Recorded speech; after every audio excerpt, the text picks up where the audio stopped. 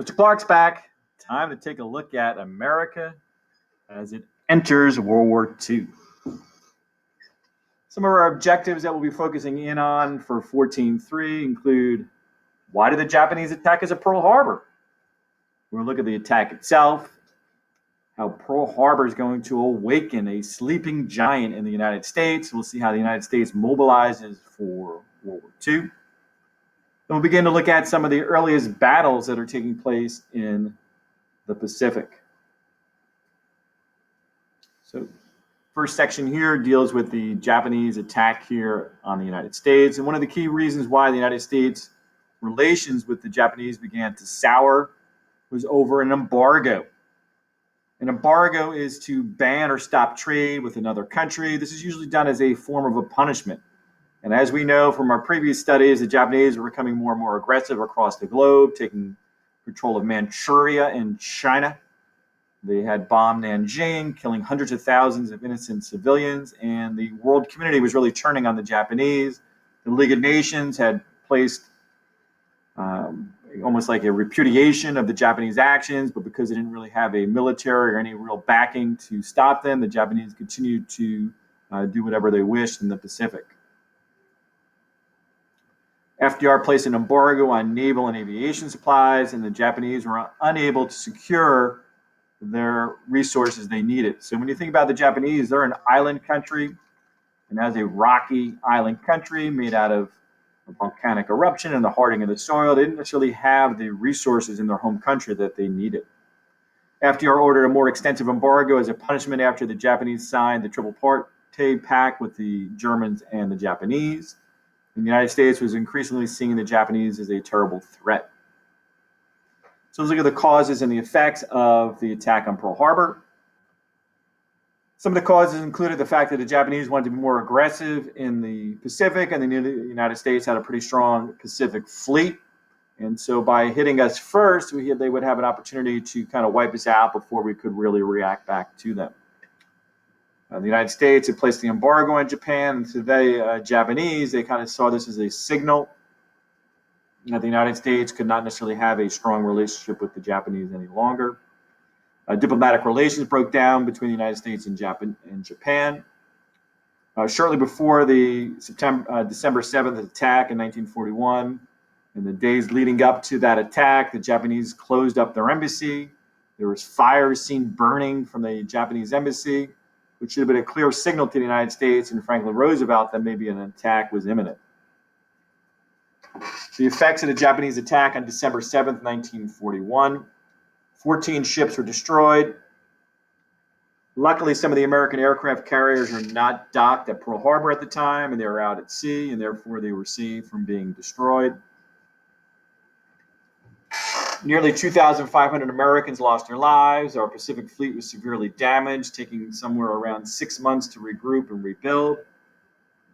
Many historians reflect back on this and say that the Japanese had awakened a sleeping giant, meaning the United States had attempted to remain isolated and neutral during the war, but instead now, after the attack at Pearl Harbor, the United States had no choice but to get involved in the war.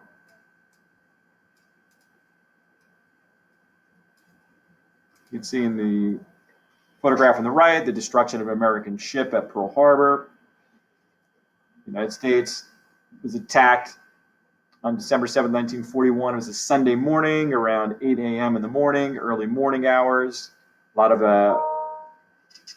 members at the Pearl Harbor base were off for the weekend. They had a weekend furlough. Others had been out late at night on a Saturday night. Others are allowed to attend religious worship on Sundays. So really, it was a terrible situation, almost perfect timing on the part of the Japanese.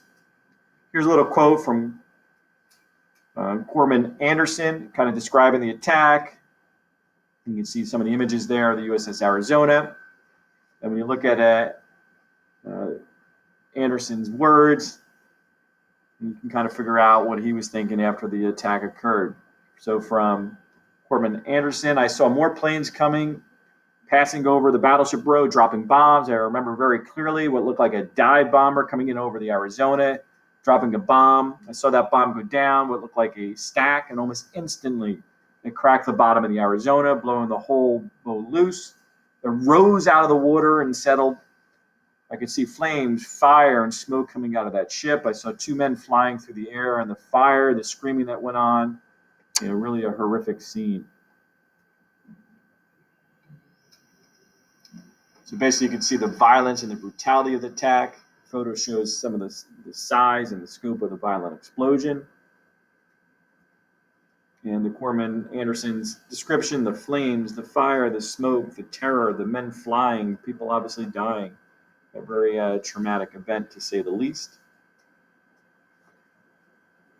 Here's a quote from Franklin Roosevelt's speech in the aftermath of the December 7th, 1941 attack. He called this a date that will live in infamy. Probably the most famous quote from his speech that you should be familiar with. I'll hold that out. The United States of America was suddenly and deliberately attacked by the naval and air forces of the Empire of Japan. The facts of yesterday speak for themselves. The people of the United States have already formed their opinions and will understand the implications to the very life and safety of our country. No matter how long it may take us to overcome the premeditated invasion, the American people in their righteous might will win through to absolute victory. Franklin Roosevelt asking for war on December 8th, 1941.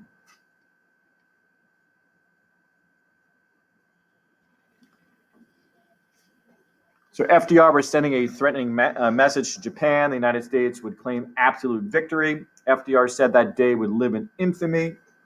Said the United States was suddenly and deliberately attacked by Japan.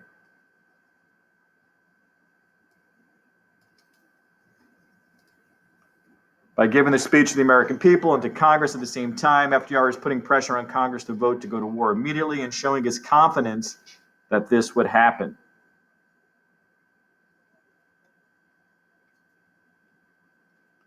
So when you think about the attack on December 7th, 1941, often compared to the September 11th attack in 2001, both by the sheer surprise nature of both attacks.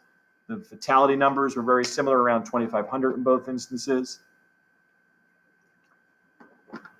Both events helped to unite the country together against its enemies. 5, how did the surprise attack on Pearl Harbor impact the morale of the military personnel and civilians in our country? Those who witnessed the attack were shocked, furious, they wanted revenge. Prior to the attack, Americans were split on going to war. After the attack, most Americans believed they were right to fight Japan and the Axis powers. FDR's speech expressed the belief that the American people would win no matter what. You can see here in the photograph, these are men lining up to volunteer to serve in the military in the aftermath of the December 7th, 1941 attack.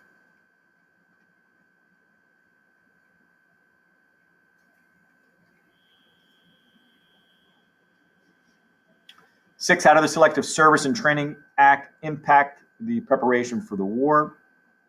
It was passed in 1940. It established the first peacetime draft in American history. This allowed the U.S. to mobilize its forces much more quickly in 1941. More than 16 million Americans served in the military during World War II. Selective Service Act still impacts young people today. There is currently not a military draft in the United States today. However, young men age 18 must register with the Selective Service Department. So once you turn 18, you get a Selective Service card or number. In the event of a large-scale war, the United States could reinstate the draft at any point in time, and then therefore you would already have that number and you would be in the system and ready to go. Draftees had to go through a wide variety of different things prior to actually serving in the military. This included physical exams to make sure you're physically able to fight, vaccinations, so if you were sent abroad, you would be vaccinated against disease. 8 weeks of basic training to prep you quickly to fight in the war, and then you would be issued a series of different items, uniforms, boots, a rifle, things like that, all stamped with GI, meaning government issued on it. So if you've ever heard of the nickname like GI or GI Joe, for example, that was a collector's doll during the 1970s and 80s. I'm not so sure they still sell it. But GI Joe is meaning government issued.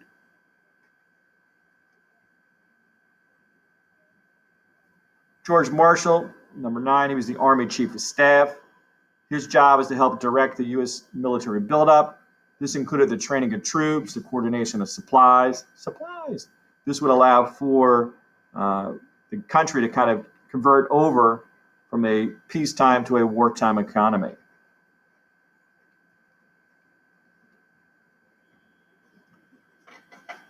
The War Production Board, or the WPB, was an attempt to stabilize the American economy during the war. It supervised the conversion of American industries from the peacetime goods to wartime materials. More importantly, it helped to regulate against price gouging, as consumer goods are now in short supply.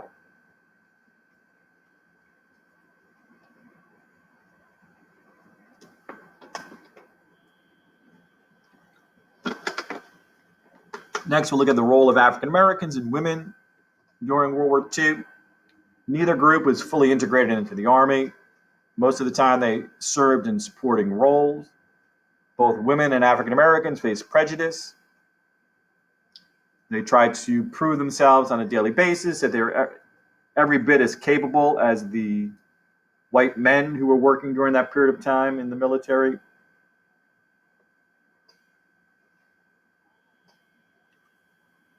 African American troops, they were limited to supporting roles very often as, let's say in the Navy as cooks or like a, janitorial task or custodian type task to work on the deck. But over the course of time, they would get more and more opportunities within the military.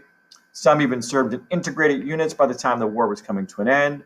Women, they served as clerks, drivers, instructors, technicians, the Women's Auxiliary Corps. In addition, more than 50,000 women served as nurses in the Army. So they did have an important role during World War II.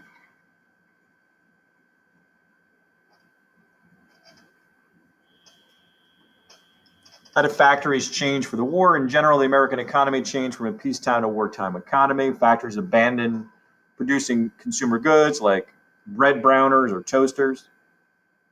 Instead, they began to produce weapons for the war. The nickname of the changeover of the economy from peacetime to wartime is butter to guns, meaning that butter is something that's a non-essential item, and that's something you might want to sacrifice during a war effort. And as a result, we began to really see the step up in production in the American factories during this period of time.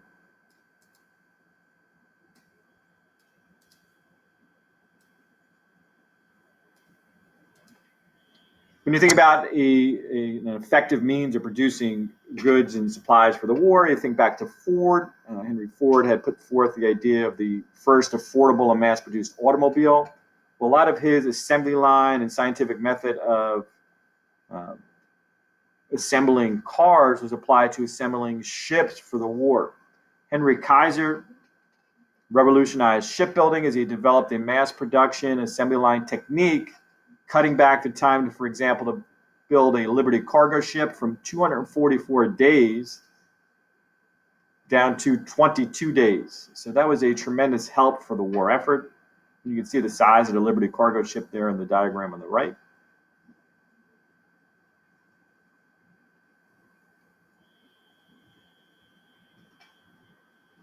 One positive aspect of the war itself was the end of the Great Depression. Mobilization for the war ended the Great Depression by creating plentiful jobs. Factories are now operating 24 hours a day. So basically, anybody who wanted a job could work.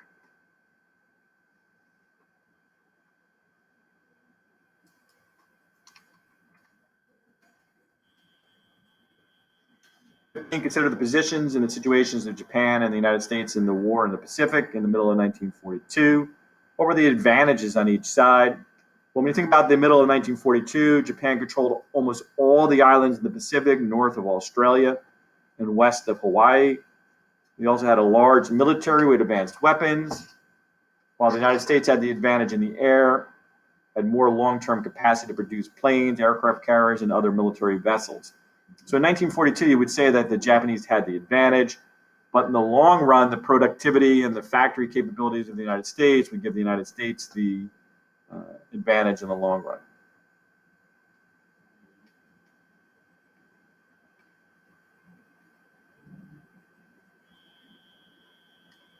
What details support the idea that early 1942 made up the dark days for the United States. In early 1942, the war in the Pacific was going poorly for the Allies. The Japanese were advancing through the region and gathering resources they needed to keep fighting. They had expected the United States and the Allies to give up. Meanwhile, the United States and the Allies were concentrating on fighting in other fronts, including in North Africa and in Western Europe. 17, who commanded American forces in the Philippines? General Douglas MacArthur. We remember MacArthur back from the period of time when we were looking at the Hoover administration, and we had the bonus army. They were broken up in Washington, D.C., and it was Hoover who called Douglas MacArthur in to break up the bonus army. He returns here to help lead American forces in the Philippines. Because we weren't yet prepared to really fight in the Philippines, he was forced to issue a retreat order in the Philippines. He did make a very famous statement when retreating. He gathered his troops, spoke up top of the deck of a ship, and proclaimed to his troops, "We may be retreating now, but we will and we shall return." And indeed he would. He would eventually lead the United States back to the Philippines and to a full liberation of the Philippines from Japanese control. Unfortunately, there was a lot of devastation associated with the fighting in the Philippines. And you can see on the map here, this is the location of the Philippines in relationship to China and Japan, as well as Australia, kind of in the heartland here of the Pacific.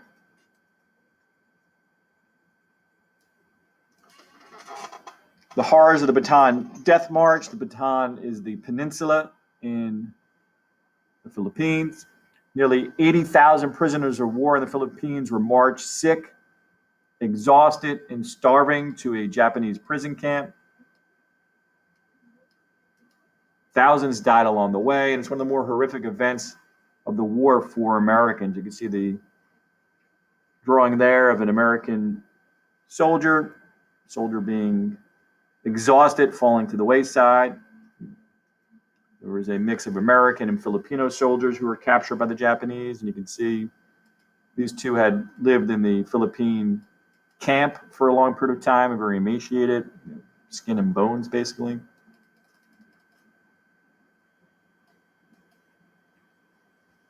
Explain the events of the Battle of Coral Sea. Coral Sea, first of all, is located off the coast of Australia.